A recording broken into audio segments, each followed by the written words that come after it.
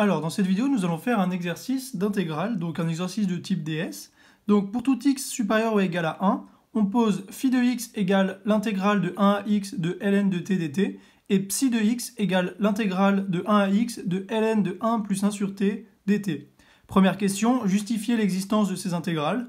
Deuxième question, trouver une relation liant psi de x et phi de x plus 1 moins phi de x.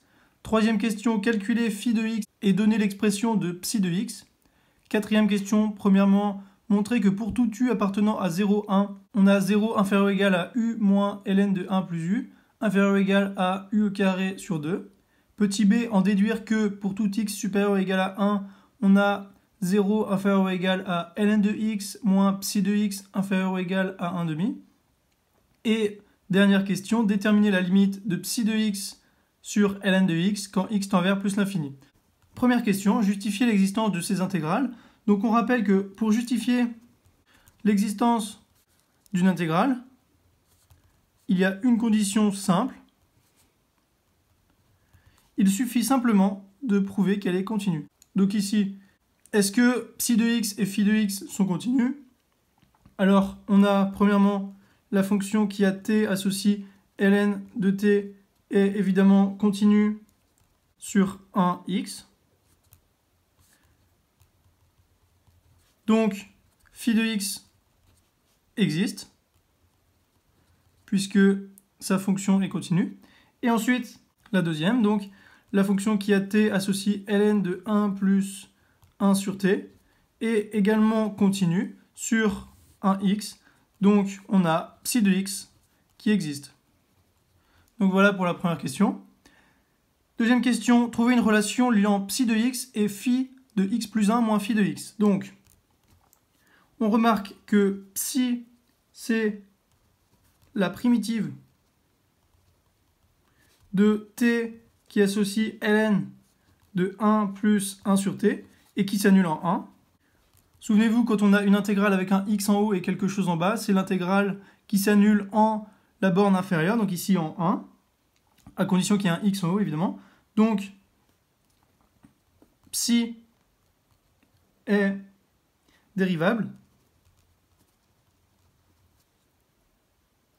Et psi' de x est égal à ln de 1 plus 1 sur x, par définition ici, puisque c'est celle qui s'annule en 1. Et donc, cela est égal à ln de x plus 1 divisé par x, et c'est égal à ln de x plus 1 moins ln de x. Donc, comme phi est la primitive de t qui associe ln de t et qui s'annule en 1 aussi, puisqu'on a la borne allant de 1 à x. Donc, on a phi' de x qui est égal à ln de x. Donc, on a alors phi' de x ici, puisque c'est ln de x plus 1 moins ln de x, c'est tout simplement égal à phi' de x plus 1 moins phi' de x, d'où psi de x est égal à donc la primitive, c'est-à-dire phi de x plus 1 moins phi de x plus k, une constante quelconque. Donc voici pour cette deuxième question, où on nous demandait de trouver une relation liant psi de x et phi de x plus 1 moins phi de x, c'est ce qu'on a ici. Troisième question, calculer phi de x et donner l'expression de psi de x. Donc, troisième question, on a psi de x qui est égal à l'intégrale entre 1 et x de ln de t dt. Donc, on va faire une intégration par partie. Donc, on pose u de t est égal à ln de t, puisqu'on peut dériver. Ensuite, v' de t est égal à 1, puisqu'on a une fois ln de t ici. Ensuite, donc, on a la dérivée de u de t, donc c'est u' de t est égal à 1 sur t. Et v de t, la primitive, c'est égal à t. Donc, u et v sont de classe C1 sur la borne 1 à x. Donc, il est légitime de procéder par intégration par partie.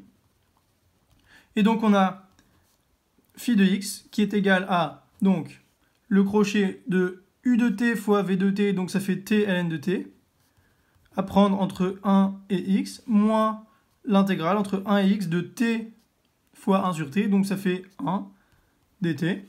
Donc ça, c'est égal à x ln de x, moins 1 ln de 1, ça fait 0, puisque ln de 1, c'est égal à 0, moins t à prendre entre 1 et x, et donc ça, c'est égal à x ln de x, moins x plus 1.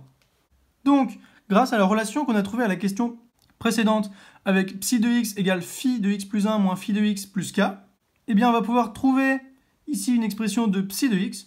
Donc, je vais l'écrire ici pour ne pas perdre trop de place. Donc, psi de x, c'est égal à phi de x plus 1 moins phi de x plus k. C'est égal à, donc, phi de x plus 1, ici, c'est x plus 1 multiplié par ln de x plus 1 moins x moins 1, puisque moins x plus 1, moins phi de x, donc moins x ln de x. Hop, je vais écrire en dessous. Donc, moins x ln de x, plus x, moins 1 ici, vu qu'on avait un moins, et plus k. Et donc ça, c'est égal à x plus 1 fois ln de x plus 1, moins x ln de x, moins 1 plus k. Or, on ne va pas s'arrêter là, on ne va pas garder k. Ça ne serait pas très joli, entre guillemets, de garder k, et puis ça ne serait pas la vraie valeur de psi, donc on va chercher la valeur de psi. Alors on sait que psi de x, c'est égal à, donc, phi de x plus 1, moins phi de x, plus k. Or, psi de x, c'est la primitive qui s'annule en 1. Donc on a psi de 1 qui est égal à 0, naturellement, puisqu'elle s'annule en 1. Donc ça, c'est égal à phi de 2 moins phi de 1 plus k. Et donc ça, c'est égal à 0. Or, phi de 1, bah, ça fait 0, puisqu'une intégrale de 1 à 1, ça fait 0. Donc ça, hop, ça fait 0. Maintenant, phi de 2, c'est égal à l'intégrale entre 1 et 2 de ln de t dt. Et donc, plus k égale 0. Donc, on va calculer l'intégrale de 1 à 2 de ln de t dt. Donc, on va reprendre ici ce qu'on avait calculé tout à l'heure.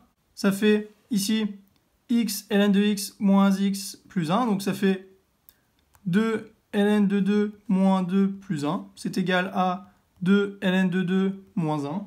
Et donc, si on a 2 ln de 2 moins 1 plus k égale 0, cela équivaut à k égale 1 moins 2 ln de 2. Donc, on a une expression ici de psi de x, on va remplacer, qui est égale à psi de x est égal à x plus 1 fois ln de x plus 1 moins x ln de x, moins 1 plus 1 avec le k, donc ça s'annule, et ça fait moins 2 ln de 2. Donc voici pour psi de x. Voilà, nous allons maintenant passer à la question 4a. Donc, montrons que 0 est inférieur ou égal à u moins ln de 1 plus u, inférieur ou égal à u au carré sur 2. Donc, premièrement, posons d de u est égal à u moins ln de 1 plus u. Donc, on a d qui est dérivable en tant que somme de fonctions dérivables. Donc, d' de u, c'est égal à 1 moins 1 sur 1 plus u. Et ce qui est égal à u sur 1 plus u. Donc ça, c'est supérieur à 0. Donc d est croissante. Et on a d de 0 qui est égal à 0 moins ln de 1 plus 0, donc moins ln de 1, c'est-à-dire 0 moins 0, donc ça fait 0. Donc, pour tout u supérieur ou égal à 0, on a d de u qui est supérieur ou égal à d de 0, puisque d est croissante. Donc à partir du premier terme, c'est forcément supérieur ou égal. Et comme d de 0 est égal à 0, on a d de u qui est supérieur ou égal à 0. Donc on a u moins ln de 1 plus u qui est supérieur ou égal à 0. Donc on a prouvé la partie gauche ici de l'inégalité. On va maintenant prouver la partie de droite. Donc posons delta de u est égal à u au carré sur 2 moins u plus ln de 1 plus u. Donc delta est dérivable en tant que somme de fonctions dérivables encore. Et on a delta prime de u est égal à 1 demi fois 2u, c'est égal à u, moins 1, plus 1 sur 1 plus u.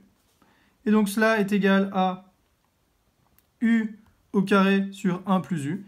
Et donc ça, c'est forcément supérieur ou égal à 0. Et donc on a delta qui est croissante. Ici, j'écris ça comme ça. Donc, comme delta de 0, c'est égal à 0, puisqu'ici on a 0 sur 2, 0, moins 0 plus ln de 1 plus 0, ça fait ln de 1, et ln de 1, ça fait 0. Donc delta 0, ça fait 0. Donc, delta de u est supérieur ou égal à delta de 0 pour tout u supérieur ou égal à 0. Et comme delta de 0, c'est égal à 0, alors on a delta de u qui est supérieur ou égal à 0. Et donc, on a alors finalement u au carré sur 2 moins u plus ln de 1 plus u, c'est supérieur ou égal à 0. Donc on a u au carré sur 2 est supérieur ou égal à u moins ln de 1 plus u. Donc ici, on a démontré la partie de droite de l'inégalité, comme vous le voyez. On va maintenant passer à la partie B. Donc, la question est en déduire que pour tout x supérieur ou égal à 1, 0 inférieur ou égal à ln de x moins psi de x est inférieur ou égal à 1 demi. Donc, pour ce faire, on va partir de t. Donc on a pour tout t appartenant à 0, 1. Donc 1 sur t, il appartient toujours à 0, 1. Donc, d'après 4a, on va se servir de la question d'au-dessus. On a 0 qui est inférieur ou égal à 1 sur t moins ln de 1 plus 1 sur t. Et ça, c'est inférieur ou égal à 1 sur 2t au carré. Donc ici, en fait, on a repris ici la question d'avant et on a remplacé les u par 1 sur t. Donc je vais mettre u égale 1 sur t pour bien que vous compreniez. Donc cela nous amène à cette inégalité et ça va nous permettre de démontrer ce qu'on veut. Donc on a cela. Et d'après le principe de comparaison d'intégrales, on a cette inégalité suivante. Donc l'intégrale entre 1 et x de 0, ça fait 0. L'intégrale entre 1 et x de 1 sur t moins l'intégrale dt, moins l'intégrale entre 1 et x de ln de 1 plus 1 sur t dt, c'est inférieur ou égal à l'intégrale entre 1 et x de 1 sur 2t carré fois dt. Et donc, en faisant les calculs, on a ça qui est égal à ln de x, puisque c'est la primitive de 1 sur t qui s'annule en 1. Donc, 1 sur t, c'est la primitive de ln de t. Et donc, on a ln de t entre x et 1, donc ça fait ln de x moins ln de 1, ça fait ln de x. Et ça, on remarque que c'est psi de x, donc ça fait moins psi de x. Et donc, inférieur ou égal à cette intégrale-là, que l'on va calculer ci-dessous. Donc, ici, on peut sortir le 1 demi, donc on a 1 demi fois l'intégrale entre 1 et x de dt sur t carré. Or, une primitive de 1 sur t carré, c'est moins 1 sur t. Donc ça, c'est égal à 1 demi fois moins 1 sur t, à prendre entre 1 et x. Et donc ça, c'est égal à 1 demi multiplié par moins 1 sur x plus 1. Donc on a ici ça qui est inférieur ou égal à moins 1 sur 2x plus 1 demi. Or, 1 demi est supérieur à 0, oui, comme vous le voyez. Et ça, c'est forcément inférieur ou égal à 0, puisqu'ici, on a un moins devant. Donc ça, c'est forcément inférieur ou égal à 1 demi. Et donc, on a notre inégalité que l'on cherchait, 0, inférieur ou égal à ln de x moins psi de x, inférieur ou égal à 1 demi. Donc, voici pour cette question 4b. On va maintenant passer à la dernière question.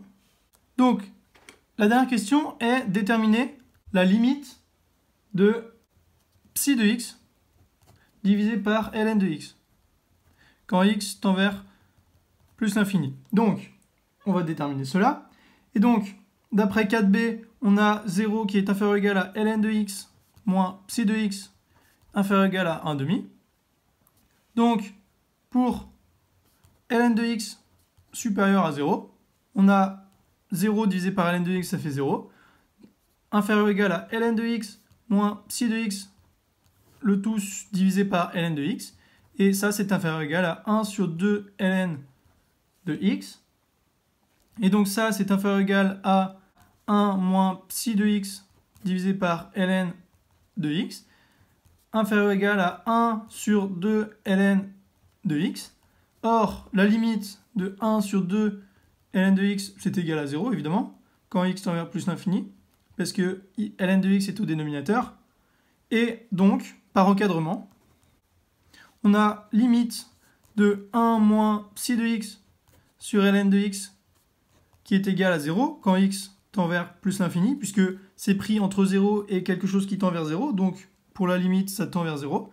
Et donc, comme la limite de 1 moins psi de x sur ln de x est égale à 0, alors on a limite de psi de x sur ln de x qui est égale à 1 quand x tend vers plus l'infini, tout simplement en passant cela de l'autre côté de l'équation. Donc voici pour cette vidéo.